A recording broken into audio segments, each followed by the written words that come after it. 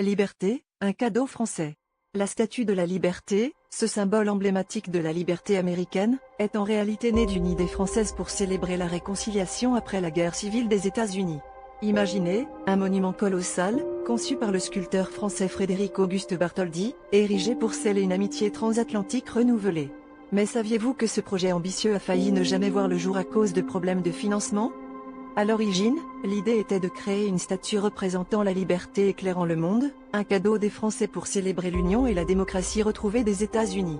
Pourtant, le défi était colossal. Comment financer un tel projet de grande envergure ? En France, les fonds furent collectés grâce à des spectacles, des banquets, et même une loterie.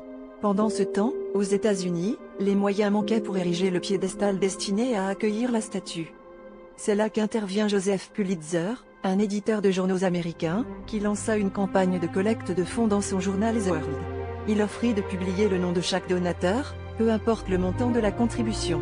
Cet appel à la solidarité populaire fonctionna, et les Américains de tous horizons se mobilisèrent pour permettre à Lady Liberty de trouver son port d'attache à New York. Finalement, la statue fut inaugurée le 28 octobre 1886, mais elle ne symbolisait pas seulement l'amitié franco-américaine. Elle était aussi le témoignage de la puissance des efforts collectifs et de la détermination des peuples à bâtir des symboles de paix et d'union. Ainsi, la Statue de la Liberté demeure non seulement un monument de l'indépendance américaine, mais aussi une preuve vibrante de la coopération et du partenariat entre nations.